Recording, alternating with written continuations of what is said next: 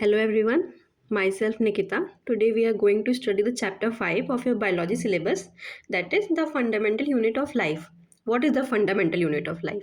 Especially cells. आपने कई बार सुना होगा, कई बार सबने पूछा होगा what is cell? तो cell is the structure and the functional unit of our body.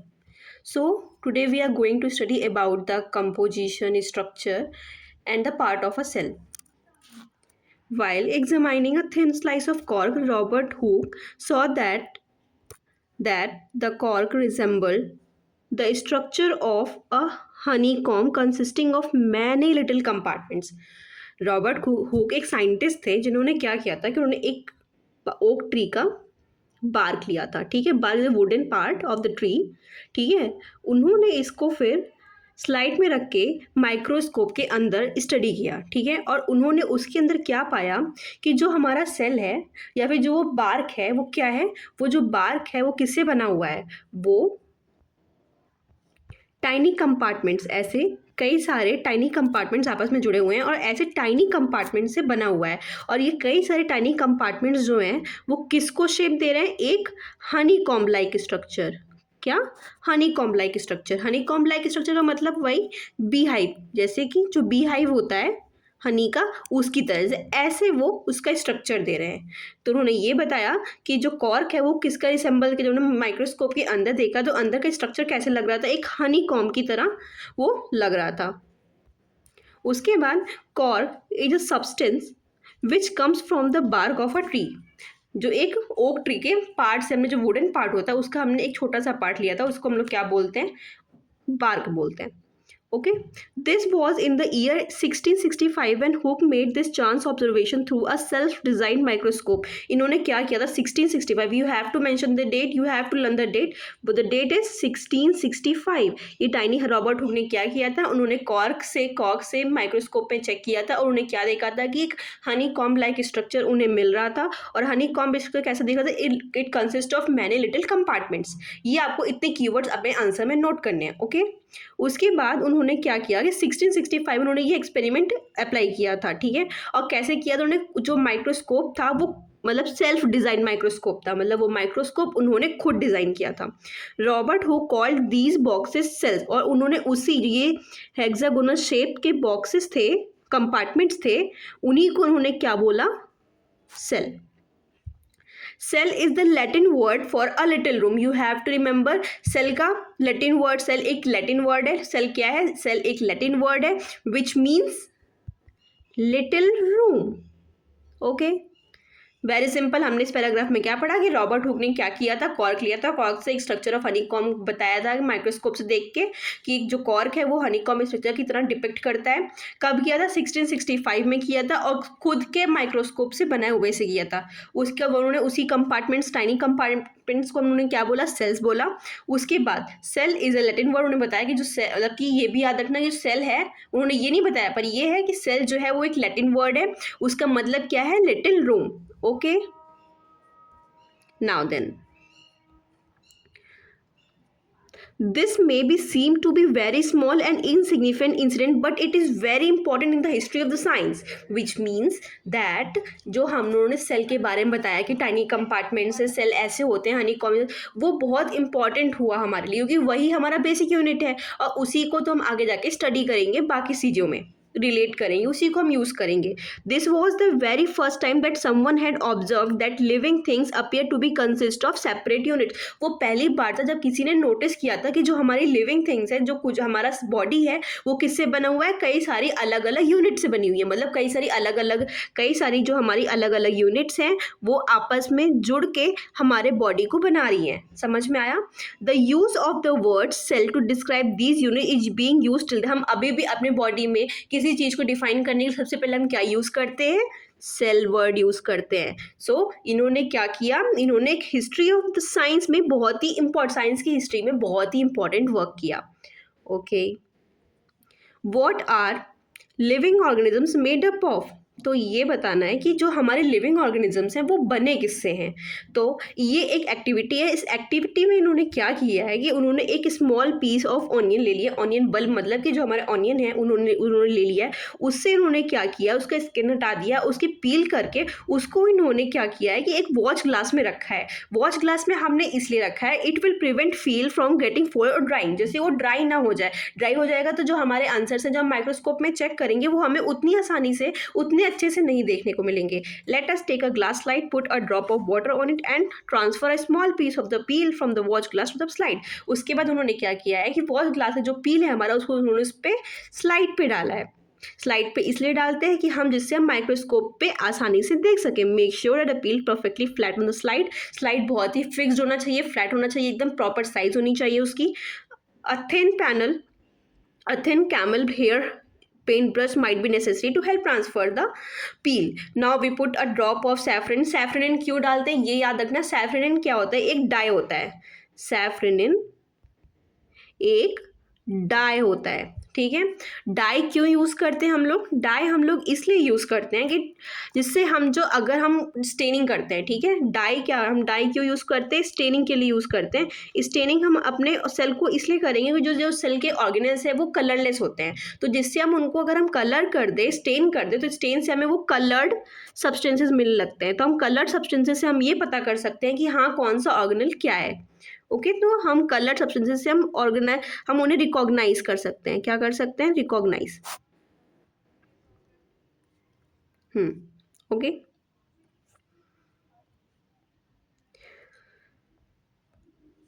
उसके बाद हाँ हम उसके बाद उसको कवर स्लिप से ढक देंगे। कवर स्लिप से ढकते हैं उसको, हम ये ट्राई करेंगे उसमें एयर बबल्स ना बने। अगर एयर बबल्स बन गए तो हमें प्रॉपर इमेजिंग नहीं आएगी। उसके बाद हम क्या करेंगे, हम माइक्रोस्कोप से चेक करके प्रॉपर उसमें हम चेक करेंगे कि वो हमें कैसी इमेज हमें उसमें मिल रही है। ये एक माइक्रोस्कोप का डायग्राम है, इसमें ये आईपीस है। आईपीस के थ्रू हम क्या करेंगे, हम देखते हैं, हम आंख लगा के आईपीस के थ्रू ही देखेंगे। कोर्स एडजस्टमेंट और फाइन एडजस्टमेंट्स हम अपने स्लाइड को रख के स्लाइड को एडजस्ट करने के लिए कि हमें किस डायरेक्शन में कैसे प्रॉपर दिख रहा है, हम पोजीशन सेट करते हैं। ओके और आम तो ये है। ऑब्जेक्टिव लेंस, ऑब्जेक्टिव लेंस जो है वो लेंस के ऊपर होता है जो तुम्हारे इमेज को मैग्नीफाई कर देगा। ये स्टेज है जहाँ से तुम रखोगे। मिरर है, बेस है। मिरर जो है वो लाइट को आने देता है और कंडेंसर जो है वो लाइट को कंडेंस मतलब इकट्ठा कर देता है और तुम्हारे ऑब्जेक्ट की तरफ ट्रांसफर करता है। तो हमने उससे क्या ऑब्जर्व किया, हमको जो इमेज मिली उससे हमने क्या ऑब्जर्व किया, हमने ये ऑब्जर्व किया कि जो सेल है वो टाइनी कंपार्टमेंट से बना हुआ है। देखो ये कई सारे टाइनी कंपार्टमेंट्स है, ये हमारा सेल हो गया। ओके और जो ये तुम्हें डॉट्स दिख रहे हैं ये हमारे क्या हो गए, न्यूक्लियस हो गया। न्यूक्लियस क्या है, न्यूक्लियस एक सेल ऑर्गेनल है। सेल ऑर्गेनल है, सेल ऑर्गेनल मतलब सेल का एक पार्ट है। जैसे हमारे बॉडी में कई सारे पार्ट्स हैं, हैंड्स हैं, लेग्स हैं, आईज हैं, ईयर्स हैं, सबका अलग अलग फंक्शन है। वैसे सेल में भी कई सारे उसके पार्ट्स होते हैं और सबके अलग अलग फंक्शन होते हैं जिनके बारे में हम अभी आगे पढ़ेंगे। तो देखो ये डॉट्स है, ये न्यूक्लियस है और जो ये कंपार्टमेंट्स है तुमको क्या दिख रहा है, सेल्स हैं। ओके एक और है कि we can try preparing temporary mounts of peels of onions of different sizes. What do we observe, do we see similar structures और डिफरेंट स्ट्रक्चर्स। ओके तो अगर इनका ये कहना है कि अगर हम अनियंस को कई सारे डिफरेंट छोटे साइज बड़े साइज में कट कर लें, हम छोटे में उससे बड़े में कई सारे डिफरेंट साइजेस के उसमें कट कर लें, तो ये बात बताओ ये भी तो सेल से बने हुए हैं, है ना, ये भी सेल से बने हुए हैं और जो ये है सबसे छोटा पीस वो भी सेल से बना हुआ है और सेल का कॉम्पोजिशन जो होगा वो सिमिलर होगा। चाहे तुम कितने भी छोटे सेल्स ले लो, कितने भी बड़े से पार्ट्स ले लो, जो भी वो भी पार्ट्स हैं, ये भी पार्ट्स को हम वो भी कट कर दे उनको और कट करें तो ये सारे जो पार्ट्स हैं ये सारे एट लास्ट में जाके सेल से ही तो बने हुए हैं।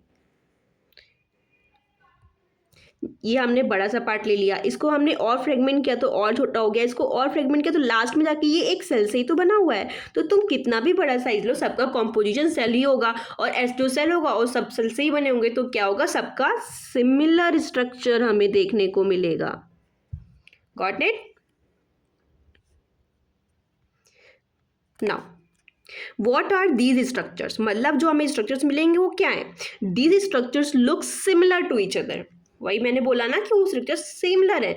Together they form a big structure like an onion bulb. जैसे कि हमने कई सारे को करके जोड़ दिया है तो मतलब वो अनियन बल्ब का स्ट्रक्चर ले लिया है। तो अगर हम बड़ा सा हम अनियन बल्ब लिया, उसको हमने कई सारे पीसेस में कर दिया, उसको फिर हमने और पीसेस में कर दिया, तो लास्ट में जाके तो हमें एक सेल ही तो मिलेगा। मतलब सबका कॉम्पोजिशन क्या है, सिमिलर है। समझ में आया? Now we find from the activity that onion bulbs of different sizes have similar small structures under a microscope. सबका सिमिलर स्ट्रक्चर होगा। The cells of the onion peel will all look the same regardless of the size of the onion they came from. क्यों? क्योंकि अगर सबकी size अलग अलग है, last में तो सबका कॉम्पोजिशन एक सेल ही तो है। सब तो एक सेल से ही बने हुए हैं, चाहे तुम कितनी भी बड़ी पीस ले लो, चाहे तुम कितनी भी छोटी पीस ले लो, तुम उनको फ्रेगमेंट कर दोगे, सब जो कई सारे सेल्स हैं कैसे बने, कई सारे सेल्स आपस में जुड़ के एक शेप दे दे रहे हैं, बस इतनी सी बात है। ये हमारा क्या हो गया, अनियन बल्ब। ठीक है,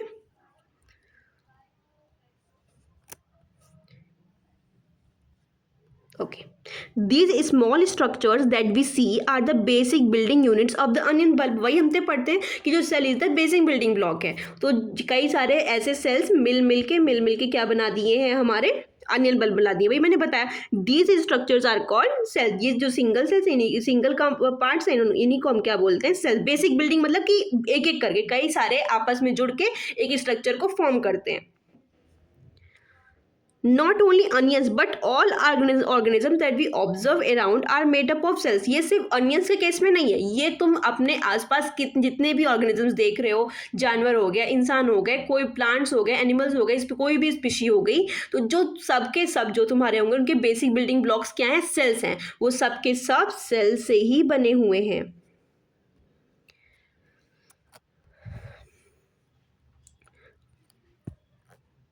Now come to another point, that is cells were first discovered by Robert Hooke in 1665। ठीक है, ये हमने पढ़ा कि उन्होंने एक कॉर्क लिया, कॉर्क में उन्होंने इसको डिज़ाइन मतलब इसको उन्होंने एग्जामाइन किया और माइक्रोस्कोप के अंदर okay with the help of a primitive microscope that is कि उन्होंने सेल्फ डिज़ाइन किया था। ये वर्ड्स याद रखना, ये वर्ड्स अपने आंसर में लिख के आना, तो जिससे आपका आंसर और इफिशिएंट दिखेगा। सेल्फ डिज़ाइन था, ओके। तो ये हो गई हमारी रॉबर्ट हुक की बात कि रॉबर्ट हुक ने क्या किया और कब किया, 1665। You have to mention the date, you have to remember the date. Robert Hooke 16, जिन्होंने सबसे पहले सेल्स किसने देखी, तो सबसे पहले सेल्स देखी, डिस्कवर किसने की, रॉबर्ट हुक ने देखी 1665 में।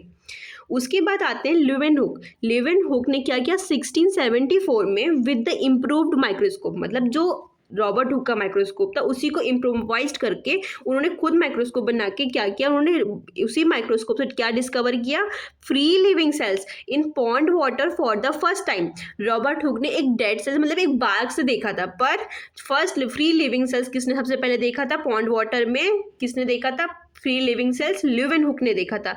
ये याद रखना। और कब देखा था, 1674। It was now then it was Robert Brown in 1831 who discovered the nucleus in the cell. फिर आते हैं रॉबर्ट ब्राउन, जिन्होंने क्या 1831 में, यू हैव टू रिमेंबर 1831 में क्या किया था, न्यूक्लियस डिस्कवर किया था सेल में। फिर आते हैं Purkinje in 1839 coined the term protoplasm for the fluid substance of the cell.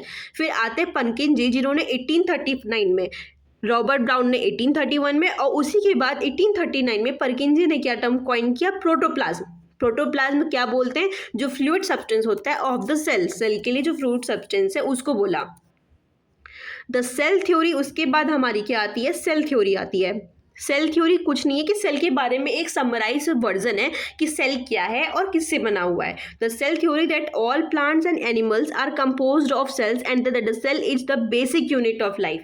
Cell theory क्या कहता है कि हर प्लांट एनिमल जो भी है वो किससे बना हुआ है, सेल से बना हुआ है। And the cell is the basic unit of life. Cell मतलब कि एक एक करके कई सारे सेल जुड़ के एक ऑर्गेनिजम्स को देते हैं, मतलब एक ऑर्गेनिजम्स को बनाते हैं। तो वही ये बोल रहे हैं कि cell is the basic unit of life. You have to learn the line that All the plants and animals are composed of cells, and the cells is the basic unit. It is the first point of the cell theory, which give first point. The first point was given by two biologists, Schleiden in 1838 and the Schwann in 1839. इन दोनों ने Schleiden and Schwann in 1838 and 1839.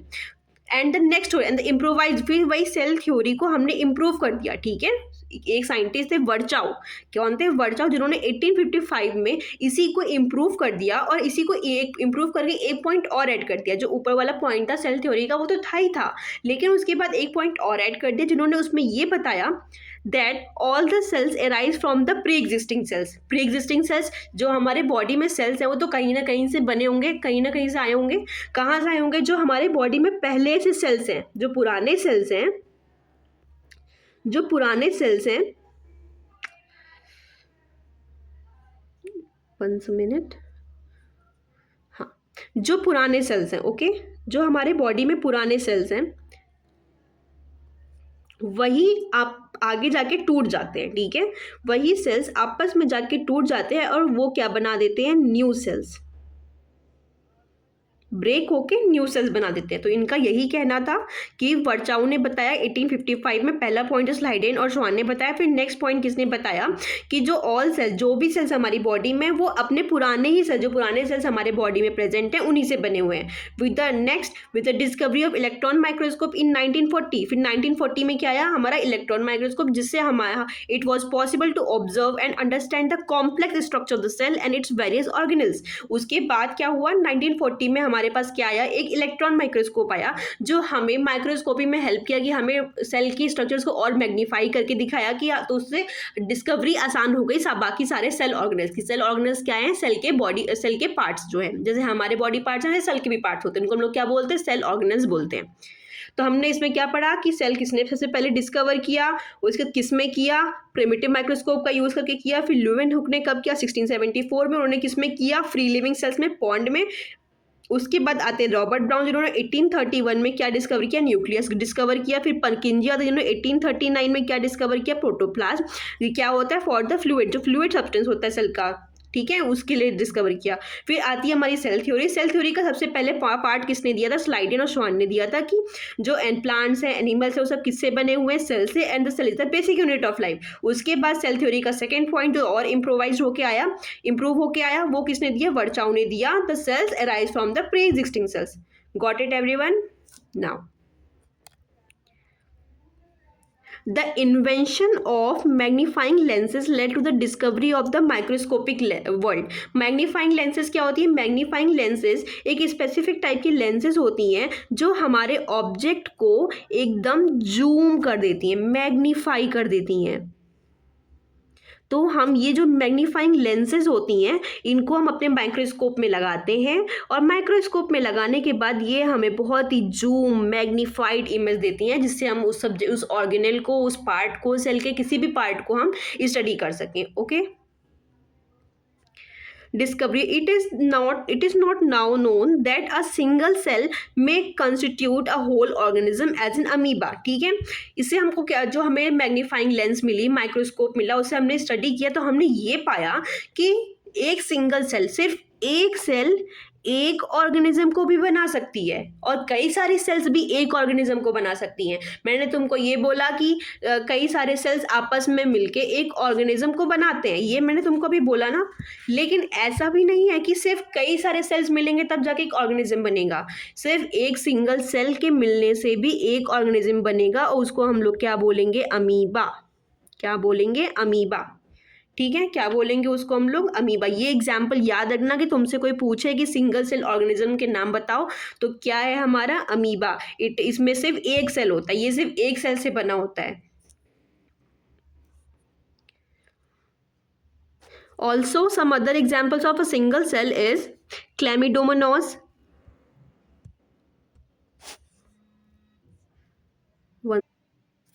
so these organisms are called unicellular organisms. Why unicellular? मतलब ये एक ही single cell से consist होते हैं। इनकी जो बॉडी है उसमें सिर्फ कितने सेल्स होंगे? Single cell. Okay, These organisms are called unicellular organisms. Uni means singular. Singular मतलब single cells. On the other hand, many cells group together in a single body and assume different functions in it, form various body parts in multicellular organisms. Multi equals to many. So तुम multicellular से ही पता कर सकते हो कि many cells. How many? Many? Many cells are involve. Multi मतलब many cells, मतलब इसमें कई सारे सेल्स तुम्हारे हैं और सबका अलग अलग फंक्शन है. ठीक है, कई सारे सेल्स हैं, सबका डिफरेंट डिफरेंट काम है, सब अपना अलग अलग काम कर रहे हैं और ये किसको बना रहे? एक ऑर्गेनिज्म को बना रहे. ठीक है. Can we find out names of some more unicellular organism? It's your work. आप ढूंढो, नेट पे जाओ, कहीं भी जाओ और ढूंढो कि और कौन कौन से यूनिसेलुलर ऑर्गेनिजम्स हैं. बुक में हमें कौन कौन से मेंशन्ड है? हमें बुक में मेंशन्ड है अमीबा, क्लैमिडोमोनास एंड पैरामीशियम. तो याद रखना हमें कौन, अगर ऐसे कोई एग्जाम्पल पूछे तो कौन कौन से हैं? Amoeba, chlamydomonas and paramecium. ठीक है.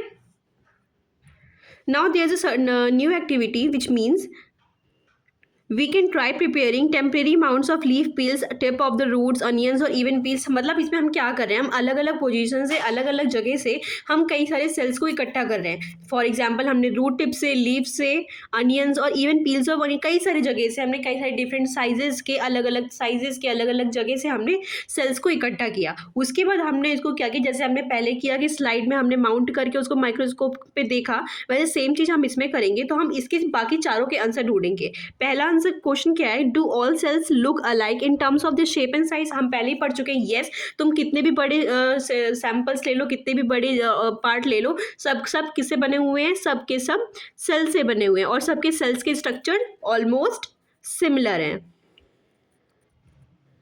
ओके, तो इसमें तो हमारा क्या होगा? सिमिलर.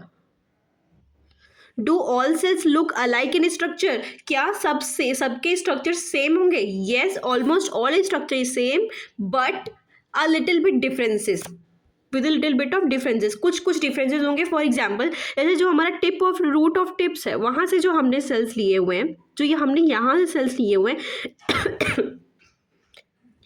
जो हमने यहाँ से सेल्स लिए हुए हैं, इसमें क्या होगा? हेयरी रूट्स होंगे. ये मतलब हेयरी रूट्स होंगे, तो इनमें सेल्स होंगे,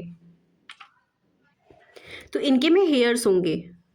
तो ये कुछ डिफरेंसेस हो गए. और जो हेयर का काम क्या होता है? एब्जॉर्प्शन होता है. एब्जॉर्प्शन होता है. क्या एब्जॉर्ब करते हैं ये? सॉइल से हमारा क्या? वाटर एब्जॉर्ब करते हैं. तो सबके फंक्शंस के अकॉर्डिंग कुछ इनके कॉम्पोजिशन में, इनके कुछ के स्ट्रक्चर्स में चेंजेस आ सकते हैं. फॉर एग्जाम्पल, अगर हम क्लोरोप्लास्ट देखें, क्लोरोप्लास्ट में क्या होता है? क्लोरोफिल होता है ना, जो ग्रीन पिगमेंट प्रोवाइड करता है सेल को, क्लोरोफिल होता है. लेकिन ये क्लोरोप्लास्ट सब सेल्स में नहीं होते हैं. जो लीफ में सेल्स होते हैं, जो स्टोमेटा में सेल्स होते हैं, सिर्फ उन्हीं में प्रेजेंट होते हैं. तो उनके स्ट्रक्चर और कॉम्पोजिशन में डिफरेंस आ सकता है. Could we find differences among cells from different parts of a plant body? Yes, अगर हम अलग अलग ओरिजिन से तुम्हारे सेल्स लेते हैं, मान लो हम नर्व सेल से अलग लेंगे, हम रूट से अलग लेंगे, हम स्टमक से लेंगे, सबसे अलग अलग सेल्स प्रोवाइड करेंगे, सबका अलग अलग फंक्शन है, तो हम कुछ माइनर डिफरेंसेस उसमें देख सकते हैं. समझ में आया guys? Now moving to the next topic. Some organisms can also have cells or different kinds. Look at the following pictures. Different kinds मतलब उनका शेप, उनका स्ट्रक्चर और उनका कॉम्पोजिशन सब कुछ थोड़ा अलग होगा उनके ओरिजिन के अकॉर्डिंग. ये हमारा इसी का आंसर है, सी वाले का ही आंसर है कि some organisms can also have cells of different kinds. Look at the following. जैसे जैसे वो अलग अलग, उनका एरिया अलग अलग होगा, उनके सेल्स के टाइप्स और उनका स्ट्रक्चर भी अलग होगा. For example, smooth muscle cells, ये तुम्हारे मसल्स में पाए जाते हैं. ठीक है, ये सेल्स हमारे मसल्स में, एक्चुअली देखो इनका शेप अलग है. ब्लड सेल्स में अलग टाइप के सेल्स पाए जाते हैं. नर्व सेल्स, ये हमारे नर्व सेल्स अलग, ये हमारे ब्रेन में पाए जाते हैं. जैसे कि ये है हमारा ओवम हो गया, स्पर्म, ये दोनों हमारे कौन से रिप्रोडक्शन में काम आते हैं. ये male gametes, male and female gametes होते हैं. यही दोनों मिलके क्या कराते हैं? फर्टिलाइजेशन करा देते हैं. ठीक है, यही दोनों मिलके, ये ओवम ओवम एंड स्पर्म मिलकर क्या कराएंगे, फर्टिलाइजेशन कराएंगे। तो ये हमारे रिप्रोडक्शन में होते हैं। जो ओवम होता है ये फीमेल में होता है, फीमेल सेल को बोलते हैं, और जो स्पर्म होता है ये मेल सेल को बोलते हैं। ठीक है, ये फैट सेल है जो हमारे स्टमक और फैटी टिश्यूज में मिलते हैं। तो ये वेरियस टाइप ऑफ सेल्स है जो ह्यूमन बॉडी में मिलते हैं। ये एग्जांपल्स आप याद करना, ये एग्जांपल्स आपको बहुत ही काम आएंगे, और पूछ सकते हैं कि बोन सेल, हाँ ये जो बोन सेल है ये आपकी बोन मैरो में, बोन्स में मिल सकते हैं। ठीक है, तो ये डिफरेंट टाइप ऑफ सेल्स आपको कहाँ मिलते हैं, इनका क्या है, कैसे इनके डायग्राम्स देख लेना, कि डायग्राम्स प्रैक्टिस कर लेना, डायग्राम्स में भी ये पूछ सकते हैं। Now, the shape and size of cells are related to the specific function they perform. वही मैंने बोला ना कि जो shape and size है सेल का, वो किस पे डिपेंड करेगा कि उनका काम क्या है। फॉर एग्जाम्पल जैसे हम रूट टिप्स लेते हैं, so some cells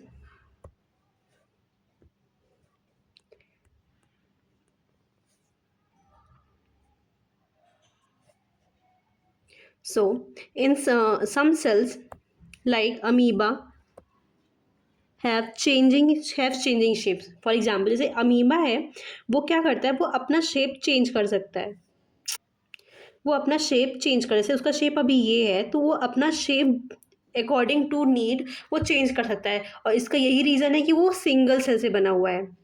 तो अगर सिंगल सेल से बना हुआ है तो उसको आसानी होगी अपने शेप चेंज करने में। अगर मल्टी सेल होगा तो उसको बहुत दिक्कत होगी, क्योंकि कंपोजिशन ज़्यादा होगा। अब इसका कंपोजिशन ही बहुत सिंपल है, सिंगल सेल है, तो अपने अकॉर्डिंग, अपने नीड के अकॉर्डिंग अपना शेप चेंज कर सकता है। In some cases that cell shapes could be more or less fixed at the peculiar for a particular type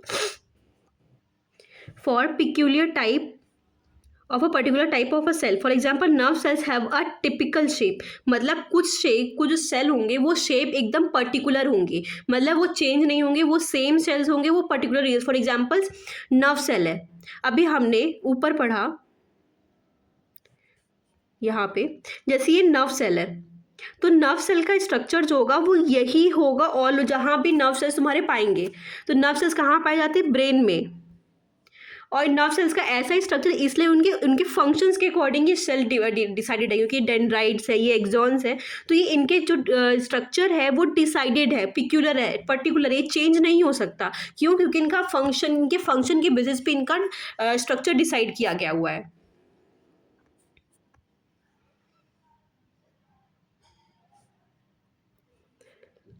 each leave याद रखना, nerve cells have a typical shape, okay. और nerve cell के diagram याद रखना कि nerve cell का क्या क्या शेप है, ठीक है। Each living cell has a capacity to perform certain basic functions that are characteristics of all living forms. मतलब हर लिविंग सेल का एक पर्टिकुलर फंक्शन है वो परफॉर्म करने का, उनका कोई मेटाबॉलिक एक्टिविटी होता है, कुछ भी कोई ना कोई एक्टिविटी है कि वो परफॉर्म करेंगे।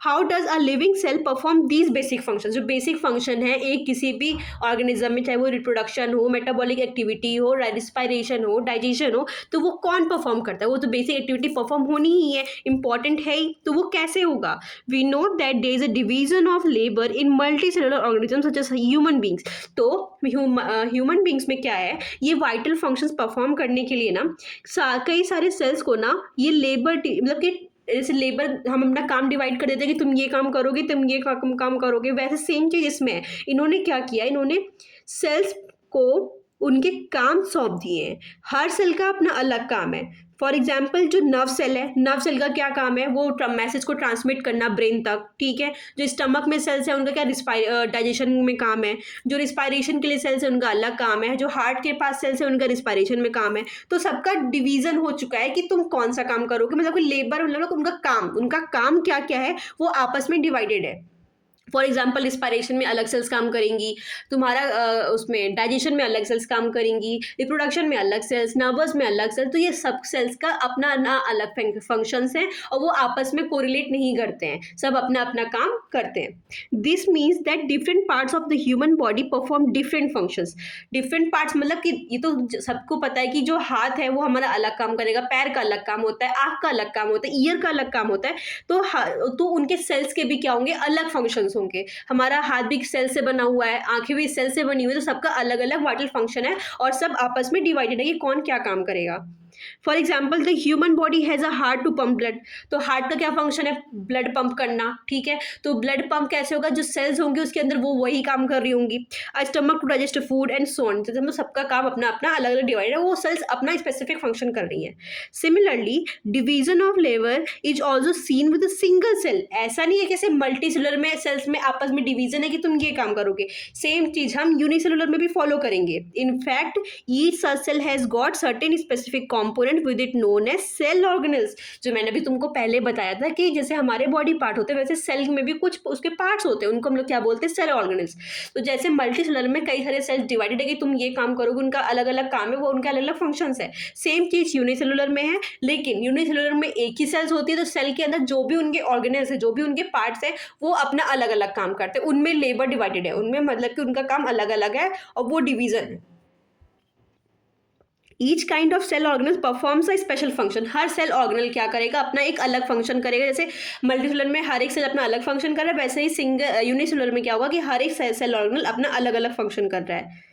सच as making new material in the cell, clearing up the waste material from the cell and so on, मतलब जो भी फंक्शन होता है, खाना बनाना, खाने को ट्रांसपोर्ट करना, जो भी फूड ट्रांसपोर्ट हो रहा है, प्रोडक्शन, जो भी उनमें सेम चीज जो मल्टीसेलुलर में हो रहा है वो उनमें भी हो रहा है, लेकिन वो काम कौन कर रहा है, उनके सेल ऑर्गेनल कर रहा है, वो सिंगल सेल का सेल ऑर्गेनल काम कर रहा है, और वो भी उसमें डिवीजन हो चुका है कि ये सेल ऑर्गेनल ये एक काम करेगा और दूसरा सेल ऑर्गेनल ये काम करेगा। और हम आगे अभी उन्हीं सेल ऑर्गेनल्स के बारे में पढ़ने वाले हैं। A cell is able to live and perform all its functions because of these organelles, मतलब ये जो organelles है वही ये जो सेल के अंदर जो भी functions हो रहे हैं वो यही परफॉर्म करते हैं, तभी जो सेल है वो अपने सारे स्पेसिफिक फंक्शन जो भी उसको डायरेक्ट किए हुए थे वो सारा कंप्लीट कर लेता है। These organelles together constitute the basic unit called the cell, वही मैंने बताया कि जो ये सेल ऑर्गेनल्स है ये जब आपस में मिल जाते हैं तो ये सेल को बनाते हैं, ठीक है। देखो जैसे हमारी बॉडी है, ठीक, बॉडी में हमारे कई सारे सेल्स हैं, ये ऐसे याद रखना, और सेल के अंदर कई सारे क्या हैं, सेल ऑर्गेनल्स। समझ में आया, बॉडी सेल। यहाँ पे तुम एक और चीज डिवाइड कर सकते हो कि इस बॉडी के अंदर टिश्यूज हैं। टिश्यूज क्या होते हैं, कलेक्शन ऑफ सेल्स। टिश्यूज मतलब बहुत सारे सेल्स को अगर हम जोड़ दें तो उनको हम लोग क्या बोलते हैं, टिश्यूज बोलते हैं। क्या बोलते हैं, टिश्यूज। जैसे कि हमारा आंख, ईयर, नोज, हैंड, ये सब हमारे टिश्यूज हैं, इसमें कई सारे सेल्स हैं, और इन्हीं सेल्स और ये टिश्यूज किससे बने हुए हैं, सेल्स से बने हुए हैं, और सेल्स किससे बने हुए हैं, सेल ऑर्गेनल से बने हुए हैं, ये याद रखना, ठीक है। ये ऑर्गेनिज्म की बॉडी हो गई, बॉडी से हमारा टिश्यू बन गया, टिश्यू से हमारा सेल बन गया, सेल से हमारा क्या बन गया, सेल ऑर्गेनल। ये फ्लो चार्ट याद रखना, ये फ्लो चार्ट से तुमको बहुत हेल्प होगी, तुम भूलोगे नहीं कि कब क्या बन रहा है, ठीक है। बॉडी, बॉडी से टिश्यू, टिश्यू से सेल, सेल से सेल ऑर्गेनल। बॉडी किसका कलेक्शन है, टिश्यू का, टिश्यू किसका कलेक्शन है, सेल्स का, सेल्स किसका कलेक्शन है, सेल ऑर्गेनल का। समझ में आया, चलो हम आगे बढ़ेंगे अब।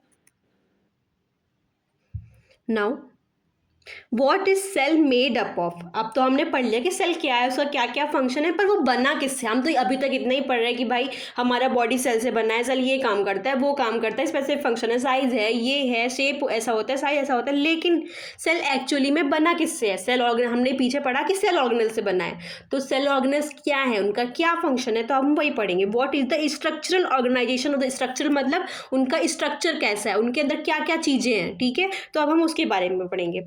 We saw above that the cell has special components called organelles, ठीक है। सेल के अंदर स्पेशल कंपोनेंट्स, जैसे हमारे बॉडी में कई सारे बॉडी पार्ट्स पाए जाते हैं, तो सेल के अंदर कई सारे सेल ऑर्गेनल्स पाए जाते हैं, तो उनको हम सेल ऑर्गेनल्स पाए जाते हैं, ठीक है। How is a cell organise, तो सेल को हम ऑर्गेनाइज कैसे करते हैं, ऑर्गेनाइज मतलब उनका कैसे वो ऑर्गेनाइजेशन है कि कहाँ कहाँ कौन कौन से सेल ऑर्गेनल्स प्रेजेंट होते हैं, उनका क्या क्या काम होता है, अब हम वो पढ़ेंगे। If we study a cell under a microscope we would come across three features in every cell, okay. अगर हम सेल को, अगर हम माइक्रोस्कोप के अंदर देखें, जैसे हमने भी अनियन टिप को देखा, तो हम अगर उसको इलेक्ट्रॉन माइक्रोस्कोप के अंदर और मैग्नीफाई करके देखें तो हम ये पाएंगे कि उसमें प्लाज्मा मेम्ब्रेन, न्यूक्लियस और साइटोप्लाज्म, ये हर तरीके के सेल में प्रेजेंट होगा। चाहे तुम वो नर्व टिश्यू का सेल ले लो, स्टमक का सेल ले लो, रूट हेयर्स का सेल ले लो, प्लांट का ले लो, एनिमल का ले लो, उन सब में plasma membrane, nucleus and cytoplasm will always be present. will always be present. All activities inside the cell and the interaction of the cell with its environment are possible due to these features. जो भी activities cell के अंदर हो रही हैं, cell के अंदर कौन कौन सी एक्टिविटीज हो रही है, जैसे फूड बनता है, फूड का ट्रांसपोर्ट होता है, गैसेस का एक्सचेंज होता है, जो भी गैसेस के एक्सचेंज हो रहे हैं, जो भी हो रहा है सेल के अंदर वो, और उनके इंटरेक्शन, जो भी तुम्हारे सेल का आसपास का इन्वायरमेंट से तो इंटरेक्शन हो रहा होगा, जो गैसेस का एक्सचेंज हो रहा होगा वो अंदर से बाहर ही तो हो रहा होगा, मतलब सेल मेम्ब्रेन से अंदर से बाहर हो रहा होगा। तो मतलब इन्वायरमेंट से जो उसके आसपास के सेल्स हैं उनसे इन्वायरमेंट से इंटरेक्शंस मतलब क्या है, इन्वायरमेंट से क्या मतलब है कि जो उसके आसपास के सेल्स हैं, ठीक है, एक सेल के आसपास कई सारे सेल्स होंगे, तो उनसे जो इंटरेक्शन हो रहा है, 1 मिनट, क्या कहना है, all activities inside the cell and the interaction of the cell with its environment are possible due to these features. तो इन्वायरमेंट इंटरेक्शंस क्या मतलब है, ये तुम्हारा एक सेल हो गया, और सेल के आसपास एक ही सेल थोड़ी ना होंगे, मल्टीसेलर में बहुत सारे सेल्स होंगे, 1 2 बहुत सारे सेल्स होंगे। तो सेल के अंदर जो काम हो रहा है, ठीक है, उसको पढ़ेंगे हम, उसके अंदर कैसे काम हो रहे हैं, और आपस में सेल कैसे आपस में इंटरेक्ट कर रहे हैं, आपस में कैसे बातचीत कर रहे हैं, आपस में कैसे कर रहे हैं, आपस में एक दूसरे को कैसे अपना काम निकलवा रहे हैं, तो वो हम कैसे पढ़े, वो भी हम इसी के थ्रू पढ़ेंगे। वो किसके, ये आपस में इंटरेक्शन और अंदर में इंटरेक्शन वो किसकी हेल्प से होता है, वो यही 3 बेसिक फीचर्स की वजह से होता है। कौन कौन से, plasma membrane, nucleus and cytoplasm. उन्हीं तीनों के बारे में हम आगे पढ़ेंगे। और ये याद रखना, ये तीनों जो होंगे ये हर टाइप के सेल में प्रेजेंट होंगे, चाहे वो एनिमल सेल हो, प्लांट सेल हो, यूकेरियोटिक प्रोकैरियोटिक के बारे में मैं आगे बताऊंगी, उसमें आगे है अभी।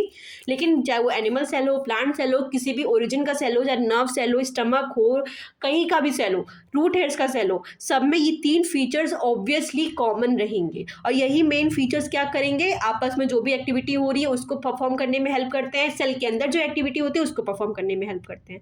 Got it? चलो लेट्स गो नाउ। अब हम पढ़ेंगे प्लाज्मा मेम्ब्रेन और cell membrane.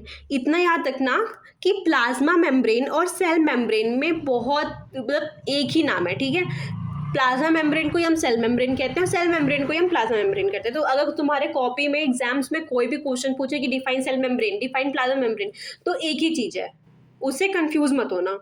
This is the outermost covering of the cell that separates the content of the cell from its external environment. Okay, इसका मतलब क्या है कि जो प्लाज्मा मेम्ब्रेन है, चलो मैं प्लाज्मा मेम्ब्रेन लेके पढ़ती हूँ, तुम सेल मेम्ब्रेन बोलो, जो भी बोलो, कंफ्यूज मत होना। जो प्लाज्मा मेम्ब्रेन होता है वो क्या करता है, वो सेल की सबसे आउटर मोस्ट कवरिंग होती है। जैसे हमारे बॉडी का स्किन सबसे आउटर मोस्ट कवरिंग होता है, वैसे ही सेल की जो सबसे बाहर की लेयर होती है, सेल की जो सबसे बाहर की लेयर होती है उसको हम लोग क्या बोलेंगे, प्लाज्मा मेम्ब्रेन। और जो यही लेयर होती है, जो भी अंदर के मटेरियल है, वो बाहर के इन्वायरमेंट से सेपरेट करती है। मतलब ये मेम्ब्रेन हो गया और इसके अंदर सारे इसके जो भी कंपोनेंट्स हैं, और बाहर का इन्वायरमेंट मतलब दूसरे सेल्स, उनसे ये क्या करती है, सेपरेट करती है। Okay, this is the outermost covering of the cell that separates the content of the cell from its external environment. The plasma membrane allows or permits the entry and the exit of some materials in and out of the cell। ठीक है, outermost layer होता है plasma membrane, ये एक याद रखना।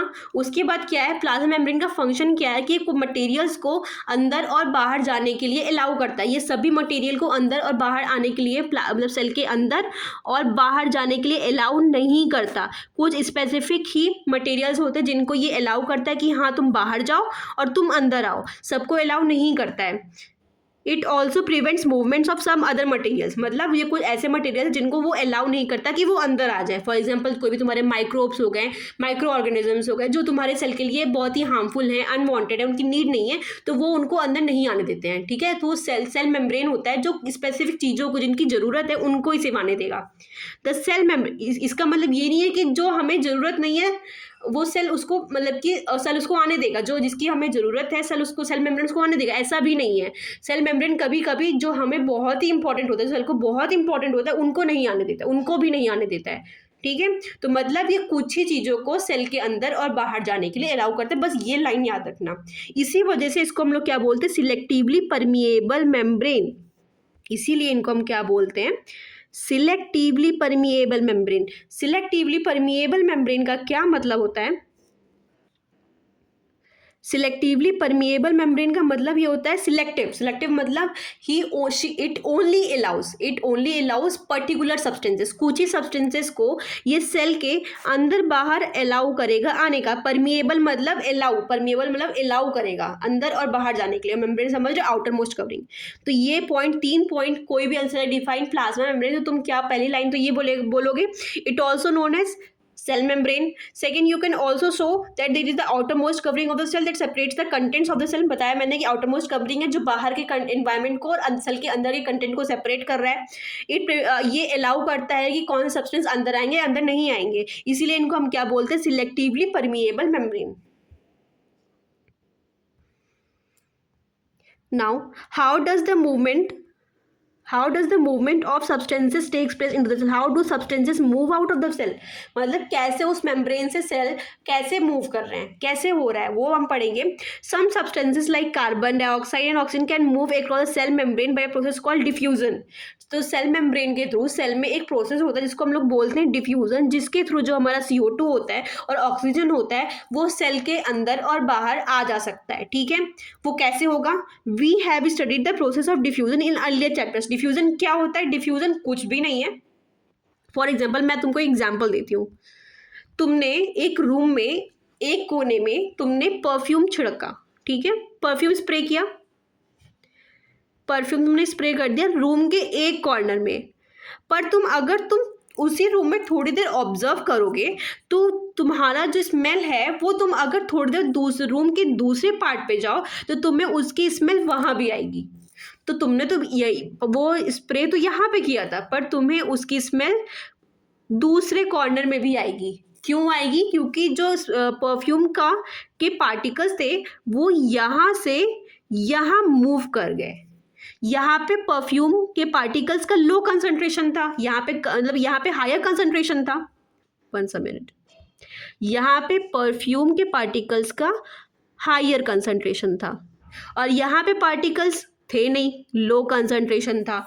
तो क्या हुआ, डिफ्यूजन में क्या होता है, यहाँ पे डिफ्यूजन हुआ। डिफ्यूजन में क्या होता है, जो पार्टिकल्स जहाँ पे हायर कंसंट्रेशन में है उधर से वो लोअर कंसंट्रेशन की तरफ मूव करते हैं। ठीक है, वही सेम चीज हमारा प्लाज्मा मेम्ब्रेन में भी होगा। डिफ्यूजन क्या होता है? It is the process by which the particles move from the region of higher concentration to the region of lower concentration. You can write it down as a definition, but it is a very important definition. What is diffusion? Diffusion is the movement of ions or particles from the region of higher concentration to the region of lower concentration. Okay, we saw that there is spontaneous movement of a substance from a region of higher concentration to a region of where concentration is low. वही मैंने बताया कि spontaneous अचानक से movement होती है। जहाँ पे तुमने परफ्यूम स्प्रे किया था वहाँ पे उसका हायर कंसंट्रेशन था परफ्यूम का, और जहाँ पे लोअर कंसंट्रेशन था उधर की तरफ वो मूव करने लगा। सेम चीज हमारे सेल मेम्ब्रेन में भी होता है। आगे कैसे होता है? Something similar happens to the cells when for example some substance like CO2 which is a cellular waste and requires to be cleared out by the cell. चलो अब इसके बारे में हम पढ़ेंगे। इसमें क्या होता है? For example let us take a example. Okay, ये हमारा सेल मेम्ब्रेन है। ओके, ये हमारा सेल मेम्ब्रेन है और यहाँ पे हमारा CO2 बन गया। CO2 एक वेस्ट प्रोडक्ट होता है हमारी प्लांट की बॉडी में। ठीक है, किसी की बॉडी में CO2 एक वेस्ट प्रोडक्ट है। तो CO2 वेस्ट होता है, उसको बाहर निकालना पड़ेगा। तो CO2 को वेस्ट है वो बाहर निकालना पड़ेगा। अगर हम कंपेयर करें तो जो बाहर का इन्वायरमेंट है वहाँ पे CO2 कम होगा और सेल के अंदर जो CO2 होगा वो हायर अमाउंट में होगा। तो क्या होगा? सेल मेम्ब्रेन से जो CO2 होगा वो बाहर की तरफ मूव करेगा। क्यों? क्योंकि वहाँ पे लो कंसंट्रेशन है। ठीक है, और सेल के अंदर वहाँ पे बना है, वहाँ पे वो वेस्ट प्रोडक्ट है, तो ऑब्वियस सी बात है कि वहाँ पे उसका कंसंट्रेशन बहुत हाई होगा। तो इसलिए उसका मूवमेंट कहाँ से होगा? हायर कंसंट्रेशन की तरफ से लोअर कंसंट्रेशन की तरफ होगा। तो क्या होगा? यही डिफ्यूजन हो गया। चलो, something similar is happens to the cell when for example substances like CO2 accumulates in high concentration inside। क्यों CO2 accumulate होगी? वो वेस्ट प्रोडक्ट है। हमारा खाना बन गया, खाना बनने का जो वेस्ट प्रोडक्ट बनता है उसको बाहर निकाल, उसको फेंकना पड़ेगा ही पड़ेगा। तो फेंकने के लिए हमें क्या, उसे बाहर निकालना पड़ेगा। तो बाहर निकालने के लिए क्या होता है? डिफ्यूजन होता है। In the cells external environment the concentration of CO2 is low as compare to that inside the cell. मैंने वही बताया कि अंदर खाना बना है तो जब खाना अंदर बना है तो उसका ऑब्वियस ही बात है वेस्ट अंदर ज़्यादा होगा, CO2 कंसंट्रेशन अंदर ज़्यादा होगा। As soon as there is difference of concentration of CO2 inside and outside of the cell, CO2 moves out the cell. जैसे ही कंसंट्रेशन में डिफरेंस आएगा, अंदर ज़्यादा बाहर कम, तो वैसे ही CO2 का मूवमेंट बाहर की ओर होने लगेगा from a region of higher concentration to a region of low concentration outside the cell by the process of diffusion. याद रखना CO2 के केस में क्या हो रहा है, डिफ्यूजन हो रहा है। सेम हम सिमिलरली हम यही केस अपनाते हैं O2 के साथ। O2 enter the cell by the process of diffusion when the level of concentration of O2 inside the cell decreases. O2 हमारे क्या होता है, O2 हमें क्यों चाहिए, हमें रिस्पायरेशन के लिए, ब्रीदिंग के लिए चाहिए ही चाहिए। तो जैसे ही हमारे सेल के अंदर O2 का कंसंट्रेशन डिक्रीज होता है, वैसे ही बाहर के इन्वायरमेंट से O2 ना अंदर आने लगता है। क्यों, ऑब्वियस ही बात है, बाहर के इन्वायरमेंट में O2 ज़्यादा होगा, और अंदर जब हम ब्रीथ कर रहे हैं तो ऑब्वियस ही बात है कि O2 की कमी हो जाएगी। हम ब्रीदिंग में यूज़ कर रहे हैं, रिस्पायरेशन में यूज़ कर रहे हैं, तो O2 में उसकी कमी हो जाएगी। तो जैसे ही O2 में कमी होगी, ऑक्सीजन में कमी होगी, तो बाहर से हम ऑक्सीजन लेंगे। बाहर का कंसंट्रेशन ऑक्सीजन का वैसे भी ज़्यादा है, तो हायर कंसंट्रेशन से हमारा O2 अंदर की ओर मूव करने लगेगा, मतलब लोअर कंसंट्रेशन की तरफ। और इसमें भी क्या होगा, डिफ्यूजन होगा। गैसेज में हमेशा, गैसेज की मूवमेंट में याद रखना, गैसेज हमेशा डिफ्यूजन फॉलो करेंगे। गैसेज हमेशा डिफ्यूजन फॉलो करेंगे, कहीं पे लिख लो, गैसेज हमेशा डिफ्यूजन फॉलो करेंगे। ठीक है, diffusion plays an important role in gases exchange between the cells as well as the cell and external. इसको अंडरलाइन कर लो, diffusion plays an important role in gases exchange. Gas में CO2 भी gas है, O2 भी gas है। Gas के exchange के लिए मोस्टली क्या होता है, डिफ्यूजन होता है। अब आते हैं वाटर का मूवमेंट कैसे होगा। वाटर का मूवमेंट कैसे होगा, सेम चीज वही है, बस हम नाम चेंज कर देते हैं। सेम चीज है, हम गैसेस में डिफ्यूजन बोल रहे हैं, तो वाटर में हम क्या बोलेंगे, ऑस्मोसिस बोलेंगे। Water also obeys the law of diffusion. The movement of water molecules through such selectively permeable membrane is called osmosis. अगर हम गैसेस की बात कर रहे हैं तो वही सेम चीज हम डिफ्यूजन बोलेंगे, और वही अगर हम वाटर के बारे में बात करें तो हम क्या बोलेंगे, ऑस्मोसिस बोलेंगे। इसमें भी वाटर का मूवमेंट कहाँ से होगा, from higher concentration to lower concentration. अगर वाटर की बात सिलेक्टिव, याद रखना कि तुम सिलेक्टिवली परमिएबल मेम्ब्रेन से मूवमेंट हो रहा है, ये वर्ड लिख के आओगे, सिलेक्टिवली परमिएबल मेम्ब्रेन, मतलब कुछ ही सब्सटेंस को ये अलाउ करता है, सबको अलाउ नहीं करता है। तो जब भी वाटर का ऑस्मोसिस का डिफिनेशन आए, डिफ्यूजन का डिफिनेशन आए, तो क्या बोलोगे, डिफ्यूजन में बोलोगे movement of gaseous ions from higher concentration to the lower concentration. और ऑस्मोसिस का आया कि movement of water from higher concentration to lower concentration through, दोनों में ऐड करोगे, through a semi permeable membrane.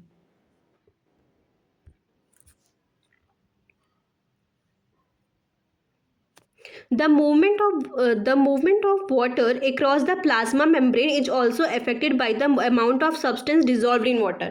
ठीक है, तो गैसेस में तो हमें कोई था नहीं कि उसमें कुछ मिला होगा तो उससे अफेक्ट हो जाएगा, लेकिन वाटर में ये चीज़ है, क्योंकि वाटर में कभी कभी सॉल्यूट मिक्स होता है। सॉल्यूशन क्या होता है, सॉल्यूशन में दो चीज़ होती है, एक तो सॉल्वेंट होगा, एक तो सॉल्यूट होगा। ठीक है, सॉल्वेंट क्या होता है, लिक्विड पार्ट। हम यहाँ पे क्या लेंगे, एग्जाम्पल हम यहाँ पे क्या लेंगे, वाटर। जो सॉल्वेंट है वो हमारा क्या है, वाटर है।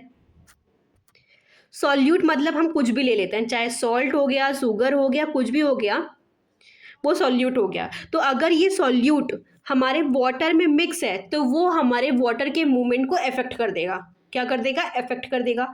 अफेक्ट कैसे करेगा, दस osmosis is the net diffusion of water across selectively permeable membrane towards a higher solute concentration। High, अब इससे कंफ्यूज मत होना, ये सिर्फ कंफ्यूज होने के लिए तुम्हें दिया हुआ है, इससे कोई मतलब नहीं है। तुम यही याद रखना, from the higher concentration of water, from the lower concentration of water. अब इसमें तुम अभी बोलोगे मैम आपने तो बोला कि हायर कंसंट्रेशन ऑफ वाटर है, इसमें तो हायर सॉल्यूट कंसंट्रेशन है। हायर सॉल्यूट कंसंट्रेशन का मतलब है कि जो तुम्हारा वाटर का मूवमेंट होगा जहाँ पे सॉल्यूट का कंसंट्रेशन ज़्यादा होगा। अब बताओ, जहाँ पे सॉल्यूट का कंसंट्रेशन ज़्यादा होगा, मान लो तुमने एक चीनी और पानी का मिक्स लिया, ठीक है, तुमने चीनी और पानी का सिरप लिया, तो जब तुमने उसमें चीनी मिलाया, तुमने चीनी ज़्यादा मिला दिया, तो उसमें ऑब्वियस ही बात है उसमें वाटर की कमी होगी, वाटर कम होगा। तो इसमें भी सेम बोल रहे हैं कि जहाँ पे सॉल्यूट का कंसंट्रेशन ज़्यादा होगा, तो जहाँ पे सॉल्यूट का कंसंट्रेशन ज़्यादा होगा वहाँ पे सॉल्वेंट मतलब वाटर का कंसंट्रेशन ऑब्वियस ही बात है कम होगा। ठीक है, अगर सॉल्वेंट का कंसंट्रेशन कम होगा तो वही मैं तो बोल रही हूँ, जहाँ पे सॉल्वेंट का कंसंट्रेशन होगा कम, उधर ही मूवमेंट वाटर हो, मतलब उधर ही वाटर का मूवमेंट होगा। मतलब जहाँ पे सॉल्यूट का कंसंट्रेशन, जहाँ पे सॉल्यूट का कंसंट्रेशन कम होगा वहाँ से मूवमेंट होगा तुम्हारा जहाँ पे तुम्हारा सॉल्यूट का कंसंट्रेशन ज़्यादा है। जहाँ पे तुम्हारा सॉल्यूट का कंसंट्रेशन ज़्यादा हो गया तो वहाँ पे तुम्हारा क्या है, वाटर का कंसंट्रेशन ऑब्वियसली बात है कम है। तो हमने क्या पढ़ा है कि वाटर हमेशा हायर टू लोअर मूव करेगी। तो मतलब जहाँ हम तो हमारा मूवमेंट कहाँ से हो जाएगा, lower concentration of from higher concentration of solute to lower concentration of solute. चलो मैं एक और एग्जाम्पल लेके समझाती हूँ तुमको, फॉर जिससे तुम्हें इसमें कंफ्यूजन ना हो। इसमें लिखा हुआ है towards a higher solute concentration. क्या लिखा हुआ है, higher solute concentration. Higher solute concentration का मतलब वो है जहाँ पे वाटर का कंसंट्रेशन कम है और सॉल्यूट का कंसंट्रेशन ज़्यादा है। सिंपल, सॉल्यूट का कंसंट्रेशन ज़्यादा है, वाटर का कम है, तो वाटर का कम है तो मूवमेंट कहाँ से होगा, जहाँ पे वाटर का ज़्यादा होगा। सिंपल सी बात है। तो वाटर का मूवमेंट जहाँ पे ज़्यादा होगा, अब वाटर का कंसंट्रेशन कहाँ पे ज़्यादा होगा, जहाँ पे सॉल्यूट का कम होगा। याद है ना, जहाँ पे सॉल्यूट का कंसंट्रेशन ज़्यादा होगा वहाँ वाटर का कंसंट्रेशन क्या होगा, उल्टा कम होगा। और जहाँ पे ये कम होगा वहाँ पे ये ज़्यादा होगा। ठीक है, अब ये कम हो गया, ये ज़्यादा हो गया, तो मतलब इस केस में क्या होगा, यहीं से मूवमेंट होगी और जहाँ पे कम होगा उधर चला जाएगा। सिंपल। ओके, अभी भी कोई भी डाउट होगा, कोई भी टॉपिक नहीं समझ में आएगा, कोई भी लाइन नहीं समझ में आएगा, please pin down it in the comment section. I will surely clear it out. Okay, आज हम बस इतना ही कवर करेंगे, बाकी हम नेक्स्ट क्लास में कवर करेंगे। Okay, thank you.